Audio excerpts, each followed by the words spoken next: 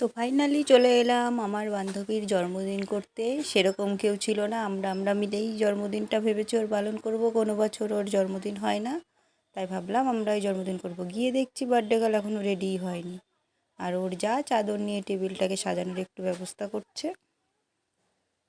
তারপরে আর কি, বার্থডে গার্লকে বললাম রেডি হয়ে আসো শিগগিরই। ও কিছু জানেই না। তারপর রেডি হয়ে নিয়ে আসলাম, আমরাও একটু সাজুগুজু কেক টেকগুলো সব ঠিক করে সাজিয়ে রাখলাম। বার্থডে গার্ল রেডি হয়ে এসে রিং লাইটটাকে সেট করছে। একটু সেলফি টেলফি তুলতে হবে, আর এই বান্ধবী তো মুখই দেখাবে না কিছুতেই। অনেক চেষ্টা করছি মুখ দেখানোর, তাও মুখ দেখাবে না। আর এদের রিং লাইটটাই এখনও পর্যন্ত লাগানো হয়নি।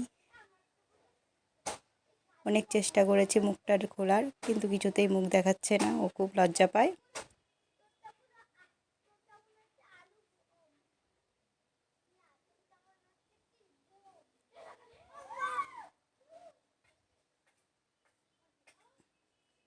তারপরে টুপি আনতে মনে ছিল না, আমি একটা খবরের কাগজ দিয়ে টুপি বানিয়ে পরিয়ে দিয়েছি। ছেলে ওর বার্থডে যে ফিতেগুলো হয় সেটা গলায় ঝুলিয়ে দিয়েছে, ঠিক করেও পরানো হয়নি, এত হুটোপাটা আমাদের সাজানো নিয়ে।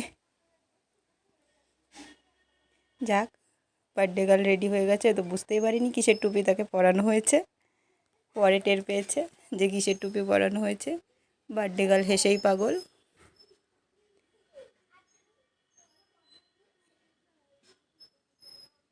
আমরাও একটু সেলফি টেলফি তুলে নিচ্ছি।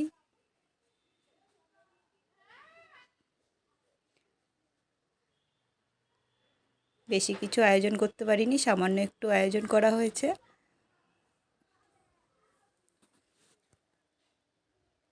গরম লেগে গেছে, ও কিছুতেই পড়বে না, খুলে ফেলতে চাইছি, কিন্তু আমরা খুলতে দিইনি।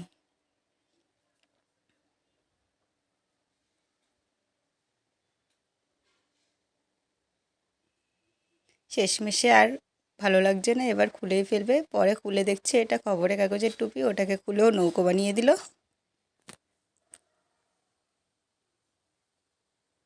যাক, হয়ে গেল, টুপি পরানো শেষ। এবার কেক কাটিং শুরু হবে।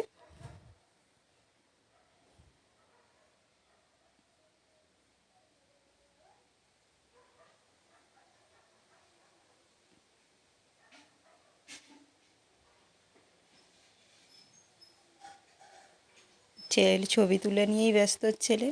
এবার কেক কাটিং শুরু হচ্ছে। কেকটাকে যে এমনভাবে কেটেছে ধারণার বাইরে। ও নিজেই বুঝতে পারছে না কীভাবে যে কেকটা কাটবো, যেখান থেকে পারছে সেখান থেকে কেকটাকে কাটছে।